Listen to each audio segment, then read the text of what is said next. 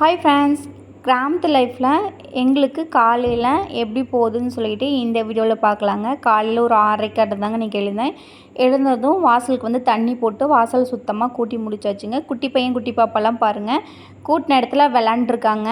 அவங்க சின்னதாக ஒரு பாத்திரம்லாம் வச்சு சமைக்கிற மாதிரி விளையாடுவாங்க. கொஞ்சம் நேரம் விளாண்டுட்டு இருந்தாங்க. அதுக்கெலாம் நான் வாசலெல்லாம் சுத்தமாக கூட்டி முடிச்சாச்சுங்க. இப்போலாம் 10 மணி ஆனால் போதுங்க, பயங்கரமாக வெயில் அடிக்க ஸ்டார்ட் ஆகிடுது. பாருங்கள், மணி 7:30 தான் ஆகுது. எந்த அளவுக்கு வெயில் அடிக்குதுன்னு சொல்லிட்டு வீடு ஃபுல்லாக வாசல் எல்லாமே கூட்டியாச்சுங்க. கட்டித்தரதாங்க இன்னும் கூட்டாது இருக்குது. பாப்பாவெல்லாம் ஸ்கூல் கிளப்பிடணும் இல்லைங்களா, டைம் ஆயிரும். அதனால் பாப்பா ஸ்கூல் கிளப்பிடுறதுக்காக சமைக்கணுங்க. பாப்பா குட்டி பையன்லாம் தூங்கி எழுந்து வந்ததுக்கப்புறங்க எங்களை ப்ரஷ் பண்ண சொன்னாங்க. ப்ரஷ் பண்ணிகிட்ருக்காங்க. குட்டி பையன் இன்னும் நல்லா தூக்கம் தெரியலைங்க. மாமா கொஞ்சம் மளிகை செலவெல்லாம் வாங்கிட்டு வந்திருந்தாங்க. அதெல்லாம் எடுத்து வைக்கிறதுக்காக பாப்பா அதெல்லாம் என்னம்மான்னு சொல்லி கேட்டுட்டு இருந்தாங்க. பாப்பாட்ட அதெல்லாம் சொல்லிவிட்டு சமைக்கிறதுக்கு ஸ்டார்ட் பண்ணியாச்சுங்க. இன்றைக்கி கொஞ்சம் லேட் ஆகிடுச்சு. கடன்னு சீக்கிரம் சமைச்சிடலான்னு சொல்லிங்க தக்காளி சாதம் வச்சிடலான்னு காயெல்லாம் கொஞ்சம் கட் பண்ணி வச்சுருக்கேங்க. தேவையான பொருளை எடுத்து வச்சுருக்கேங்க. வாங்க நான் எப்படி தக்காளி சாதம் செய்கிறதுன்னு சொல்லிட்டு இந்த வீடியோவில் பார்க்கலாம். மாமாவுக்கு இந்த வாரம் டே ஷிஃப்ட்டுங்க. ஒரு 5:30க்கே டியூட்டிக்கு போயிட்டார். நாங்கள் மட்டும்தான். அதனால் சிம்பிளாக தக்காளி சாப்பாடே காலையில் செஞ்சிடலான்னு சொல்லிட்டு செஞ்சிட்ருக்கேங்க. தட்டத்தில் எடுத்து வச்சுருந்தேன் இல்லைங்களா, இஞ்சி பூண்டு, அதுக்கப்புறம் மிளகு, 2 கிராம்பு, பட்டை, 1/2 டேபிள் ஸ்பூன் சோம்பு, இதெல்லாத்தையுமே மிக்சியில் சேர்த்து நல்லா அரைச்சி எடுத்துக்கிட்டேங்க. அரைச்சி எடுத்ததுக்கப்புறம் தனியாக எடுத்து வச்சுக்கலாங்க. ஒரு குக்கரில் கொஞ்சமாக எண்ணெய் சேர்த்து எண்ணெய் நல்லா காயிட்டுங்க. குளிர்காலமாக இருந்தால் கூட சரிங்க, சீக்கிரமாக எப்படியாவது சமாளிச்சிடலாம். ஏன்னா நைட்டு தானேங்க, எப்படியாவது தூங்குறப்ப பெட்ஷீட்டை நல்லா இழுத்து போற்றி கப்புன்னு படுத்து தூங்கிடலாங்க. ஆனால் வெய்ய காலத்தை மட்டும் சமாளிக்கவே முடியலங்க. இப்போயே பயங்கர வெயிலாக இருக்குது.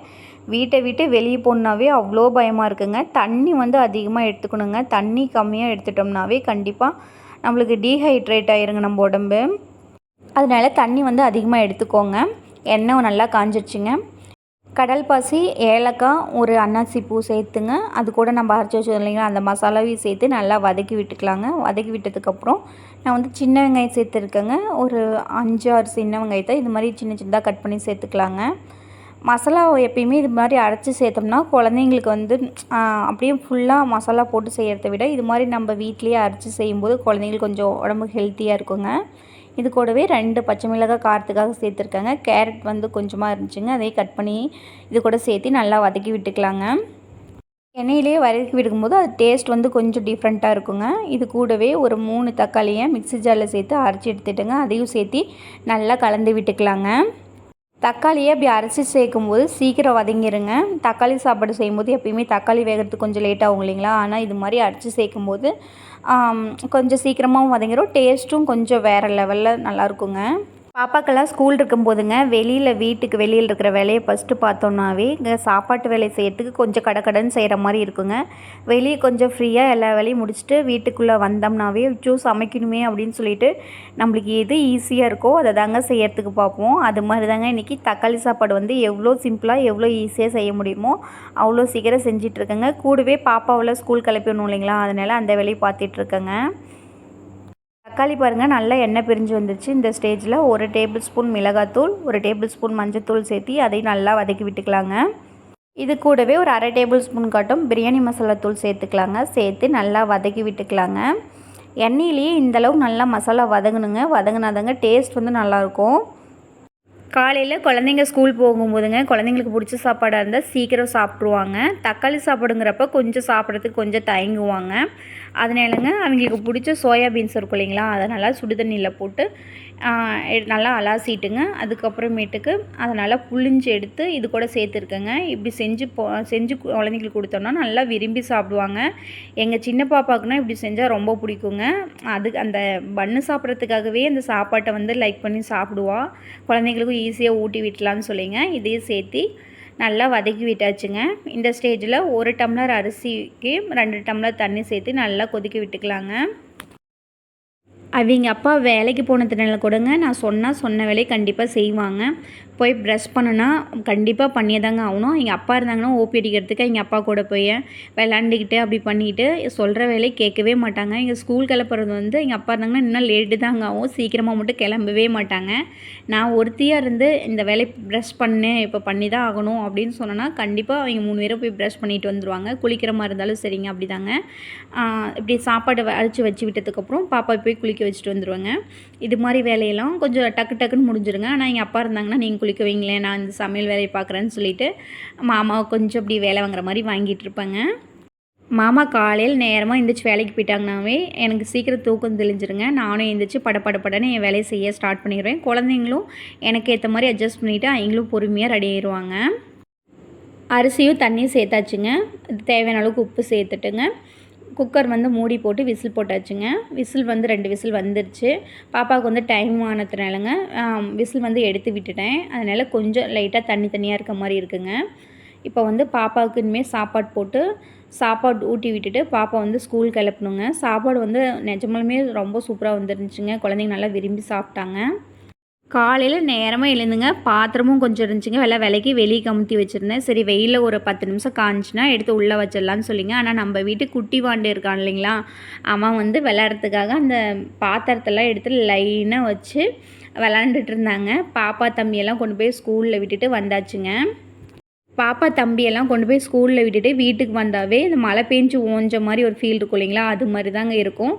ஆனால் அது மட்டும் வேலை முடியலைங்க. அதுக்கப்புறமேட்டு கட்டித்தரையை பாருங்கள் எந்த அளவுக்கு மோசமாக இருக்குதுன்னு சொல்லிட்டு இதெல்லாம் ஃபுல்லாக க்ளீன் பண்ணி விடணுங்க. ஆட்டுக்கட்டி தரையெல்லாம் ஃபுல்லாக கூட்டி முடிச்சதுக்கப்புறம் ஆட்டுக்கெல்லாம் பில்லு போட்டு இந்த நாள் இப்படி தாங்க போச்சு. இந்த வீடியோ வந்துங்க இந்த வாரம் ஞாயிற்றுக்கிழமை எடுத்த வீடியோங்க. எங்கள் குலதெய்வம் கோயிலுக்கு போகணுன்னு சொல்லிட்டு சனிக்கிழமை ஒரு வீடியோ போட்டிருப்போம். அந்த வீடியோ எடுத்துகிட்டு இந்த வீடியோ வந்து அடுத்த நாள் எடுத்த வீடியோங்க. அடுத்த நாள் காலையில் எழுந்ததும் மாமா வந்து எப்பயும் போல் டியூட்டிக்கு போயிட்டாங்க. இன்றைக்கி வந்து டே ஷிஃப்ட் தாங்க. அவர் நேரமாக டியூட்டிக்கு போயிட்டார். நான் காலையில் நேரமாக எழுந்து வீடு வாசல்லாம் க்ளீன் பண்ணி முடிச்சதுக்கப்புறம் ஆட்டுக்கட்டி தரையை வந்து சுத்தமாக க்ளீன் பண்ணிங்க. ஆட்டுக்கு வந்து தண்ணி வச்சு காலையிலேயே பாருங்கள் எந்த அளவுக்கு வயிறு போயிருக்கான்னு சொல்லிட்டு ஆடு நல்லா ஃபுல்லாக வயிறு போயிடுச்சுங்க. மறுபடியும் இன்னும் கொஞ்சம் நரிப்பீத்தம் கொடி இருக்கும் இல்லைங்களா, அது தாங்க ஆட்டுக்கு இழுத்து வச்சுருக்கேன். எல்லாம் நல்லா சூப்பராக சாப்பிட்டுருக்கு.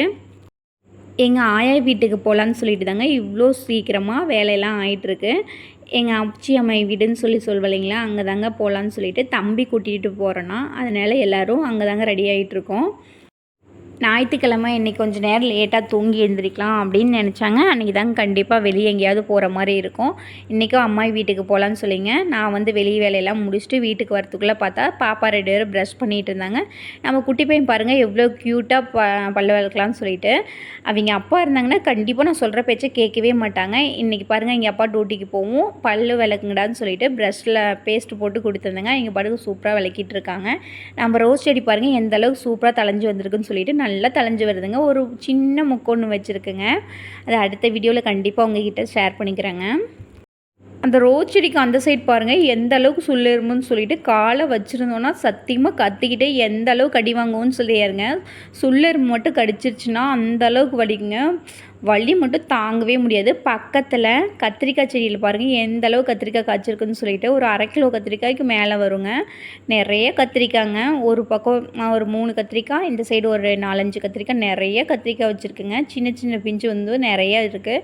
இந்த கத்திரிக்காய்ங்க நல்லா பெருசாகிற வரைக்குமே அதுக்குள்ளே அரிஞ்சு பார்த்தோம்னா அந்த விதை வந்து முத்தி இருக்கிற மாதிரி ஆகாதுங்க. நல்லா பெரிய காயானாலுமே அந்த காய் வந்து முத்தறதில்ல, நல்லா இளங்காயாகவே இருக்குங்க.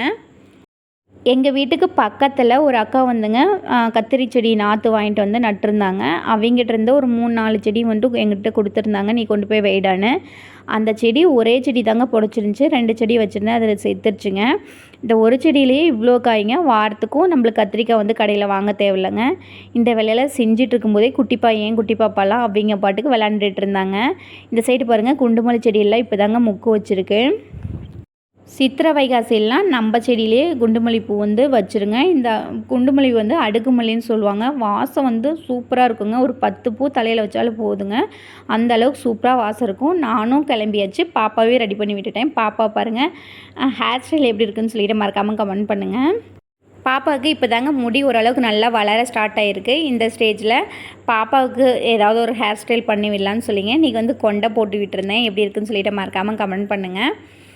சின்ன பாப்பா வந்து சூப்பராக ரெடி பண்ணி விட்டாச்சுங்க. அதுக்கப்புறம் பாப்பாவை நிற்க வச்சு ஒரு சில ஃபோட்டோ வந்து எடுத்து வச்சுருந்தேன்.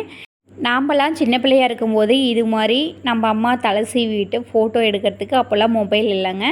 ஆனால் நம்ம பொண்ணுங்களாம் இது மாதிரி ட்ரெஸ் பண்ணி தலை ஏதாவது கொஞ்சம் டிஃப்ரெண்ட்டாக சீவி இருந்தோம்னா அதை ஃபோட்டோ எடுத்து வச்சோன்னா இப்போ பாப்பா கொஞ்சம் பெருசானாங்கன்னா அதெல்லாம் பார்க்கும்போது எங்களுக்கு நல்லாயிருக்கும் இல்லைங்களா? அதனால இந்த மெமரிஸ் எல்லாம் நான் எப்பயுமே கலெக்ட் பண்ணி வைப்பேங்க. நானும் சூப்பராக ரெடி ஆயிடுச்சுங்க. காலையில் கடன்னு எல்லா வேலையும் முடிச்சாச்சுங்க. தம்பி வந்து கூட்டிகிட்டு போகிறான்னு சொல்லவும் பயங்கர ஹாப்பி ஆயிடுச்சு. அம்மாயி வீட்டுக்கு போகிறனாவே எப்பயுமே பயங்கர ஹாப்பிங்க. பாருங்கள் மூஞ்சி எந்த அளவு ஹாப்பியாக இருக்குதுன்னு சொல்லிட்டு. அம்மாயி வீடுனாவே ரொம்ப ரொம்ப பிடிக்குங்க. இப்போ பெரியம்மா எப்படி எங்கள் அம்மா வீட்டுக்கு போகிறாளோ அதே மாதிரி தாங்க சின்ன வயசில் நானும் போவேன். தம்பி வந்துட்டான்.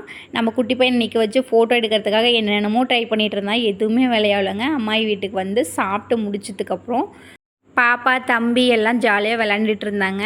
ஆயாவும் தாத்தாவும் குட்டி பையன் என்ன பண்ணுறானோ அதை பார்த்து நல்லா என்ஜாய் பண்ணிகிட்டு இருந்தாங்க. அப்படியே ஒரு 2 மணி நேரம் மட்டும் போச்சுங்க. இப்பயும் பாருங்கள் தாத்தா தம்பி எல்லாம் ஜாலியாக பேசிகிட்டு இருக்காங்க.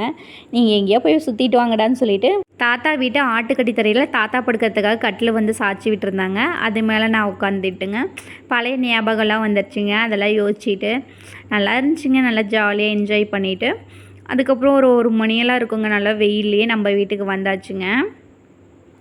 பாப்பா தம்பி எல்லாம் அம்மாயி வீட்டில் விளையாண்டு பயங்கர டயர்டாயிட்டாங்க. வண்டியில் போகவே பயங்கர தூக்கம் வந்துச்சுங்க. ஆனால் நம்ம வீட்டில் போய் ஜாலியாக விளையாட ஸ்டார்ட் பண்ணிட்டாங்க.